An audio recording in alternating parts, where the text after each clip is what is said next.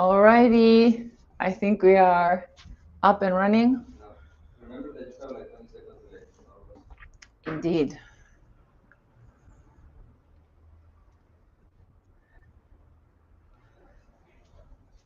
I think we're up and running. Alrighty, let's wait a minute. Yeah, okay. So let's make sure everyone grabs their coffee or their tea, whichever is their preferred beverage. Jump in.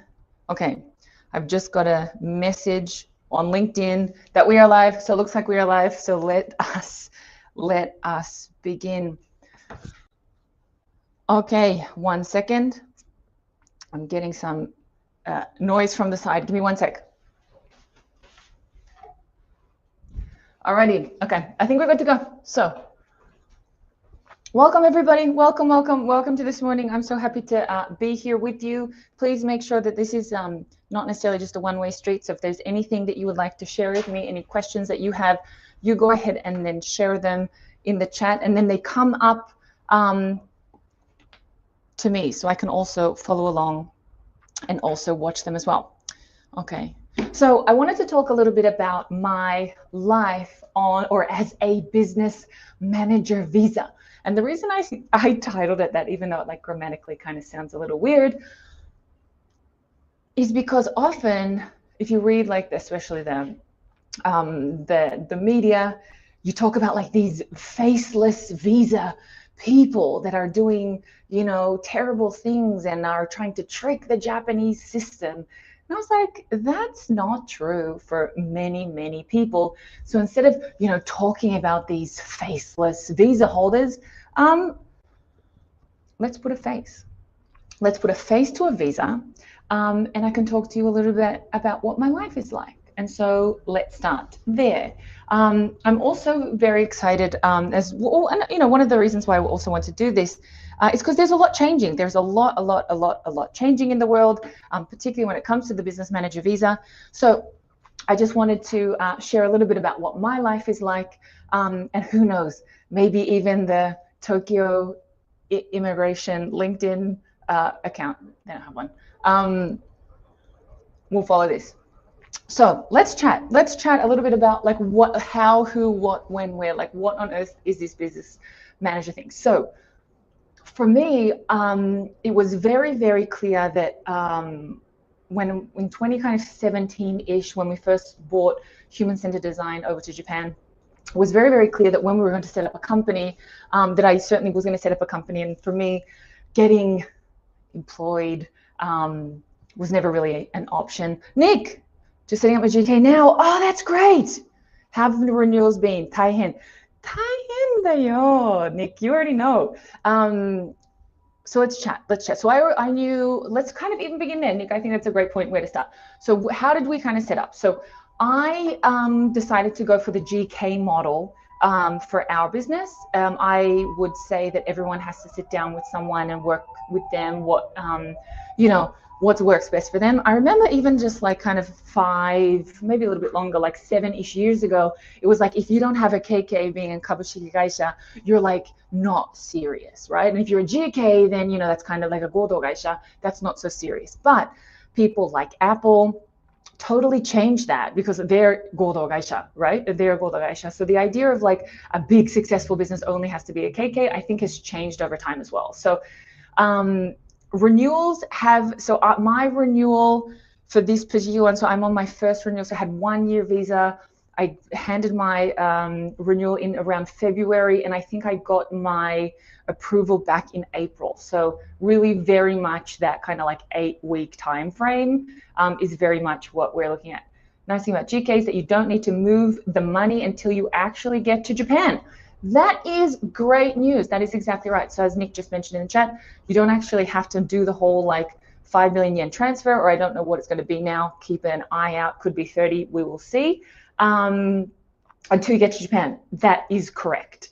So we started, let me tell you a little bit kind of like our journey. So we set up, so when I originally registered the company, I was not a resident of Japan yet. So on our very, very first, like, you know, when you get your teigi, like the not only the articles of incorporation, but like this particular document that's basically like your company history, I have my Australian address listed on there because I was a resident of Australia at that time. So this is also something very interesting, is that you can set up a company without having a Japanese visa, without being a resident of Japan. That, of course, for many of us is not the goal. Like, you don't want to be this kind of like foreign investor living abroad. Lots of the reasons that you set up a company is because you want to operate the company in Japan. Was certainly the case for me, which is exactly what happened. You know, again, one other thing I think that really helped me in my like business manager journey is thinking about the journey not as a sprint, but rather as a marathon. And maybe because I spent 10 years in Germany, I'm going to give you a car analogy. But for me, when it comes to the business manager visa, and when it comes to that whole thing, if you wait for everything to be perfect and you have all the things at the right time, I mean, you're going to be waiting a really long time. So for me, one of the most important things is, rather than waiting for everything to be perfect, just get to the next green light. So imagine if you were to say, I'm not going to leave my house unless I get every green traffic light, people are going to be like, that's nuts. For me, it's very much the same thing with the whole visa journey. Think about, how can I just get to the next green light? And for us, let me tell you a little bit about also our business model. So when we launched when we registered officially our business, 2023, September 2023 was when we officially did the first Go.GK registration. This was kind of before AI. Like AI was like, ChatGPT was like certainly like being used, but it wasn't kind of like as much as like this, like a social topic as it is now. So when we went and we handed in our business plan and we said that we are going to build human-centered AI solutions, we had to be really, really specific about what that means, because this is another thing where I'm going to lean into my design thinking, my design thinking side, is that you also have to have a lot of empathy in this procedure. What do I mean by that? You're not writing your business plan, or you're not just being you for you. You're not telling you about your business plan. You're telling someone who is sitting in an office, whichever immigration office you chose, and they are reading your business plan with you not around. So I know one of my favorite things to do is to teach people and show people and share with people about our business. But this is really not possible when literally one of our most important stakeholders, which is Japanese immigration, I'm not there to walk them through our business model. So we have to be hyper clear. So we shared with them our goal in Japan is to do two things. One is to build custom AI solutions for businesses who, you know, usually wouldn't go to like a really large organization, that they can come to us and we can build super specific, super custom solutions for someone that they don't, you know, but for example, like an off-the-shelf solution wouldn't work for them because, you know, they don't have, for example, let's say systems integration team or something like that. So we build AI solutions for companies who need help and who also don't just need to do technology for the sake of technology, but they want to solve a real problem. We build AI solutions for them. It's the same thing as like if you want to get a nice suit, you go to a tailor and they can build a suit for you, something very much like that. The other thing is that we do is that we educate on human-centered design and AI.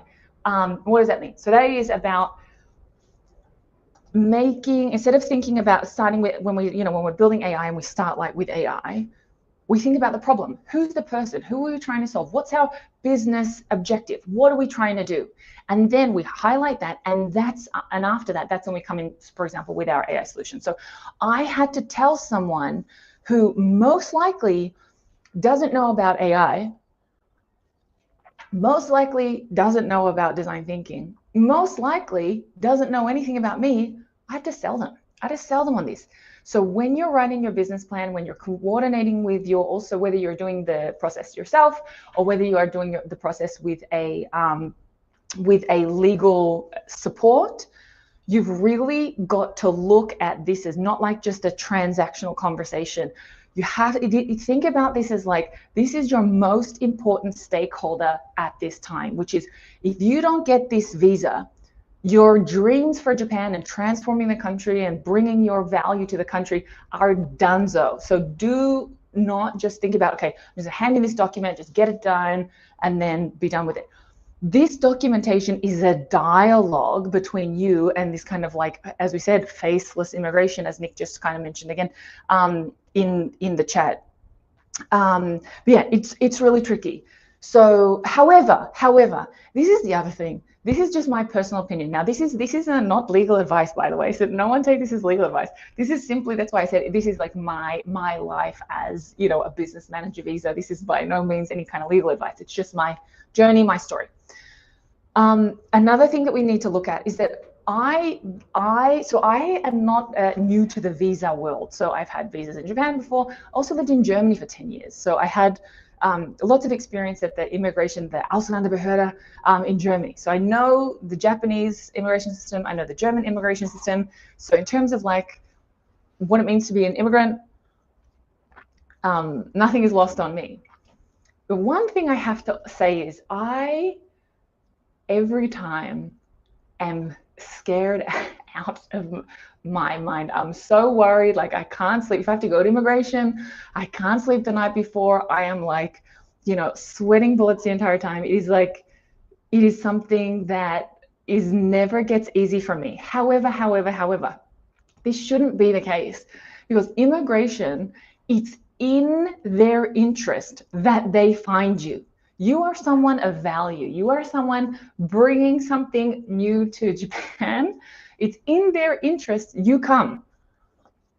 So they want you there. They want you there. They obviously just need to make sure that you're the right kind of person that they're looking for. So a big reframe for me is that, and this is something that I'm still working on. So I'm not saying that, like, you know, I've done it successfully. Something I'm still working on is that immigration is our friend, actually. They're actually our friend. We could be on the same team. Doesn't feel like that sometimes, but basically, yes, it should be. So I had some questions as well that I'm gonna go through. The reason I asked kind of questions is because, like, I wasn't sure kind of what people wanted to hear. Otherwise, I would have just done like a stream of consciousness. So the number one kind of question people had were like, what are the visa requirements? So one thing that I'm going to tell you on this is, you need either yourself to keep up to date, or you need to work with someone who's an expert in this field, because things are changing. Like, I know when I applied for the business manager visa in 2023, the requirements were 5 million yen, and now it's 30. But I don't know if it's 30 just for new businesses. I don't know if it's renewal. I think that's all TBD. So when it comes to the visa requirements, I mean, you really have to just look at what specific point in time are you applying, and then go from there. So did we hire employees? Yes. So we have, hired employees. We also have a liquid workforce as well. We also have collaborators that we work with. In terms of who you hire, this is something that's going to be super important, because as a small business, or as a business as you're starting, you are under the same labor laws as a multi-billion-dollar pharmaceutical company. However, a multi-billion-dollar pharmaceutical company is more likely to be able to financially recover from like a bad hire, let's say, than you are. So when it comes to hiring people, absolutely I would say don't go so quickly. Take your time, make sure you find the right fit. Maybe even just try them for a couple of months, maybe just on a contract basis or on a fixed contract basis. So I think this was another thing when we were working with our lawyer. Hey, it's Levi. I'm just going to finish this thought, and then I'm going to come back to Levi's comment. Is that she said, also you have to think about the other person. Again, empathy. Remember, we talked about empathy even for the immigration. So we're going to also talk about empathy here for like potential employees. You can't just say, I don't want to take on any risk, so I'm not going to give you any kind of contracts. You also need to think about them. Why would they come to you if you didn't give them any kind of security? So you have to work with them and say, this is our situation. You know, we need to have certain, you know, still flexibility within our arrangement. However, I'm going to commit to you A, B, C, right? So whatever that's going to be, maybe it's a 12-month commitment, whatever it might be. So yes, when it comes to that, make sure that you think that you take a balanced approach. You also obviously need flexibility in your business, but also think about, if you want good people aren't going to work with you, you know, on a day-to-day basis, right? So how do you have to report to immigration as your business evolves? So I have chosen for me that I work with a gyosei shoshi, which is an immigration lawyer, and she's the one that guides me through all of this process, because we are building a business here, and I want to spend all of my mental energy building my business and not having to worry about like all of the administration stuff, because I'm not really great at it, to be honest. Levi, for explaining the business to immigration, my paralegal told me to put English teaching as one of my business parameters because it's easy for immigration to understand. Then apparently add in consulting, and then you can do whatever you want. Yes, yes, yes. This is, I think, a lot about meeting someone where they're at. So for example, if I went in and I said to immigration, like, we're doing, you know, human-centered AI, they would be like, what? But if I said to them, we're going to do kaihatsu, they're like, oh, okay, kaihatsu, we heard of that. So you can kind of start there. And then if you add the word like consulting, yeah, there's a lot of flexibility. Another thing is that, yeah, Nick, I put that too. One other thing that I thought was super interesting is that you can't actually change like your activities of your business, like at a later date. You either have to like change your business or like, I don't even know what your other options are. So people lean on, and this is also kind of like a little bit kind of maybe counterproductive in a way, where they say, just put everything you could possibly do. Like I remember someone told me, yeah, and when this, so I've actually had 2 gyosei shoshis. The first one, unfortunately, was a terrible experience. It was a really terrible experience. But, you know, as they say, learn a lot. I learned much more than I signed up for, or to be honest, than I was willing to learn. And then now my gyosei shoshi is like an angel sent from heaven. And so the first thing that my first gyosei shoshi told me was, sorry guys,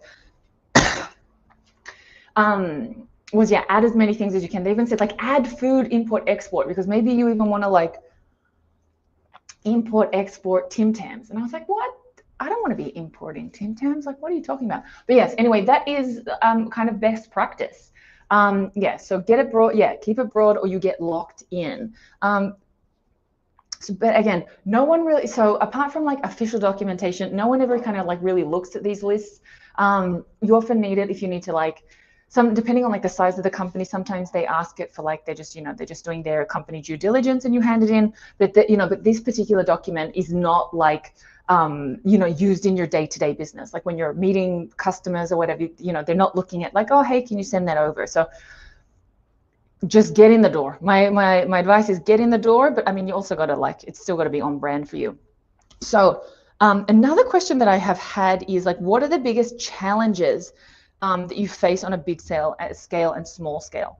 So let's go small. Small scale is stuff like the lack of digital maturity. So for example, I cannot pay and I don't mean to trigger Levi here because I'm equally triggered by this conversation, but I can't set up, for example, like a direct debit, or I can't pay my social insurance via like any digital means. Like I can't do a bank transfer, I can't pay by credit card. I have to go to the bank and pay. No, I didn't go to the bank. Where do I go? I go to the post office. I go to the post office with actual cash in my hand, and I pay each month these tax bills, which is also like, so tax as well, but also like my social tax, other kinds of things. This for me is incredibly annoying. It's just such a big waste of time. Also, because we do, obviously, like most other businesses, all of our other financial accounting is all digital. it's kind of difficult because I often like will, you know, like wake up at night and be like, oh, did I pay that bill? And then like there's no like dashboard you can go back to and check. There's nothing like that. So I would say the small challenge is the lack of digital maturity, literacy, call it what you will, in this particular element of the business, like in terms of like payments. I want to pay my taxes and I know they want to receive my taxes. Why you don't set up ways to make it easy for people to pay is beyond me. So that's what I would say, like the small kind of stuff. But in terms of like the big kind of challenges, I mean, I think the biggest challenge is like just making sure that you can set up your business. But I think as long as you come in with a really strong value proposition and it really is custom to the Japanese market, I think honestly, it's really, I think you've got a really strong chance. You didn't put yourself on payroll and you just take out shokai hoken. Why? No, I'm on my payroll and I also pay all the taxes, all that kind of stuff. Yeah, so we are, yeah. And so this is another thing you have. This is another point. As the head of the business, you have to pay yourself, right? But you also have to pay yourself a salary that immigration believes that you can sustain a life from, Israel. So you've got to find that like good balance between however much it is that you need to live, how much your business can afford, and then pay that. I actually pay online for social insurance through bank transfer, but yeah, no auto pay. Yes, let me look into that. Maybe there's something that I am missing there. But another thing, when it comes to one thing I have to say that there's all these like issues, these kind of like, but I would say that the issues are administration issues. And yes, they're structural, like at a certain context. But in terms of if you have a good business here and people buy from you, sky's the limit. So we are talking and we have customers that are, you know, also in the Fortune 500 and people would think, oh, that's impossible. But not anymore. If you are a business in Japan and that you can come, if you're a business in Japan and that you have a really strong value proposition, there is no reason why you can't work with, you know, some of the largest brands. This is where I think it kind of comes back down to, I think it's a balance between making sure that you kind of have that that balance of like helping immigration help you, gotta help people help you, right? So show them, kind of give it to them in a way that it makes sense, that they can make sense of what you're doing. They really just want to check that you're not like, you know, taking advantage of the system. Show them that. And then once you're in Japan, there are so many different ways that you can go and really compete against some of the, you know, the largest providers like in your same industry. Frederick has a question. The Japanese have always played a game about having to register for certain taxes and social insurance. This should be automatic with the visa. You get the visa, you get your My Number. Yes, so I do have My Number. And I know they're also going through like a whole change at the moment where the My Number card should now be connected to like your social insurance. If you're interested in this and speak Japanese, you should follow someone called Hiroshi Shimizu from SMBC. He's on LinkedIn. He's an avid poster. He posts a lot about DX in Japan. He's super interesting. So I'd recommend that you go and follow him. He's always got like some interesting stuff to say because he's always talking about like, hey, there's this DX going on, but also this is the reality. Yeah. So do you know if you can get back withholding tax from your salary pay yourself? I haven't figured this out yet. Let's put a pin in that one, Levi, and I'll go check it with Mike Yose Shoshi because I'm not sure about that either. Yeah, so basically another thing when it comes to, for example, how can you really compete against some of the really large companies in Japan, is that I would say just take a different approach. So one thing that I have always kind of wanted to do, not necessarily from a business or from a sales perspective, is just I wanted to do it, is that the things that I'm interested in like are highly niche. Like who actually cares about like the human-centered approach to AI? And I thought, well, maybe there's not that many people, but let me go and check. And so, you know, that's also how my business karaoke podcast started in 2020. I was like, does anyone care about like business in Japan, but not like business in Japan, like BS advice, when people would be like, when you go to Japan, you have to have a meshi and then, you know, like bow and two hands, all that kind of stuff. That doesn't help you do business, like doesn't help you get business done. I needed like good stories, good people that shared, this is how we are doing business, this is how we're making, you know, an impact on people. So for me, this was always like super key. But one of the biggest, I guess, tips, or one of the best like ways to create value, and for example, I know Levi, you do this as well, is how can you create, whether it's a digital community or like a physical community around the thing that you do. Now, it's not like we are like working for immigration yellows, like everything that we do is like just to get our visa renewed. But if you think about it, if you can position your business not as just some random transactional kind of shop in Japan, if you can set your business up as a hub for people that include Japanese people, foreign people, I think that's going to be really key. And I think that's really where corporations look upon that really well. They're like, oh, if you go to, for example, we often here at DTJ, we do like human-centered AI and coffee breakfast where people come and we talk about like a specific theme. And I also do the Business Karaoke podcast. So I'm all about making sure that our business is constantly creating people value. Of course, we have our paying customers, but I'm also always thinking about how can we make sure that we pick up people along the way, along the journey. And I think creating, especially if you're a new business, is coming in and saying, I'm going to be the place where people meet around this topic, I think is a really, really strong way to go. I had a question. If you had to do it again, how would you do it differently? What has changed?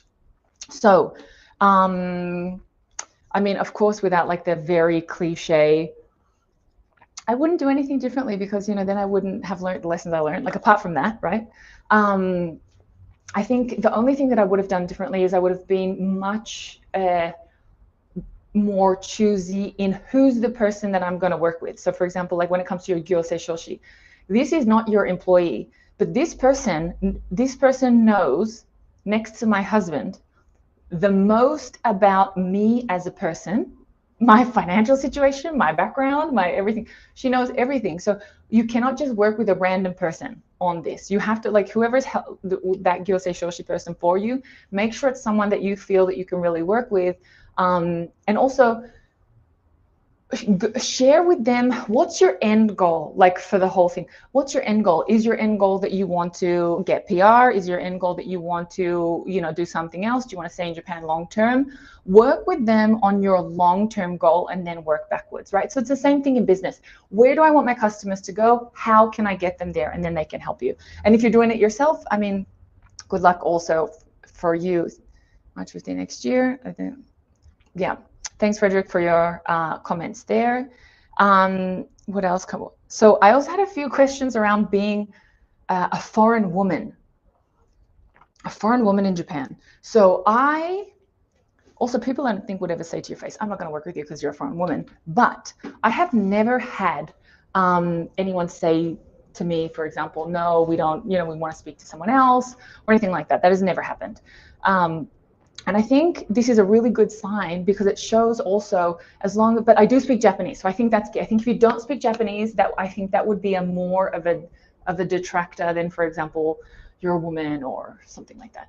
But I've only ever worked with people that have been, incredibly open to what we do. Here, for renewal, I send them pictures of us from the farm smiling and all Japanese people.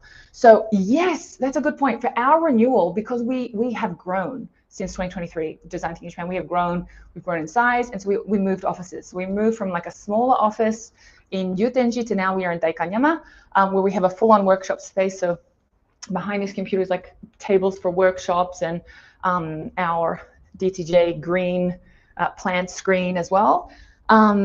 So they were like, hang on a second, you've only been in business a year. So we had to like send them photos because they were like unsure whether we were living there or like what was going on. I was like, no, we've just grown as a business. Here's our financials, and this is the reason why we've all chosen this particular location. But yeah, we absolutely needed to send pictures as well. And again, I think that's almost good. So you know how for us immigration is faceless, right? Totally faceless. They must feel that as well, right? Like this is just another random like kind of document, it's another application. I think the more that you can give your face to it, for example, like what Levi did and what I've done, which is like send them actual photos, people smiling, this is what's happening. I think you're on a good path, Japanese clients. have reached out to me directly inquiring about these services and what more I'm aware about the current major business manager visa 5 million. Hang on, Tommy and Tony, I'm just trying to read your question. I'm thinking about starting a business performing some of these services in Japan. Yes. I mean, if it already sounds like there's some clients already reaching out to you, I think that's a great start. And I think you've got a really great story to be able to justify why you need to exist as well in Japan. Another reason, and if you're ever kind of wondering, yeah, but doesn't everyone do what I do? I mean, to be honest, when it comes to our business, which is like building human-centered AI solutions and delivering also AI education, not everyone does what we do, so I don't really have this question, but I know other people do have the question, right? So I always think about it like, imagine if a restaurant was like, think about your favorite restaurant. Imagine if that restaurant said, there's already another Italian restaurant, or there's already another Mexican restaurant, I don't need to open. There's always space for you and what you do. So what I wanted to do with just this like kind of half an hour was share with you, hey, it's possible, have a really strong value proposition, and it can happen. My journey was that I didn't do it myself. I tried to do it myself. It didn't go very far.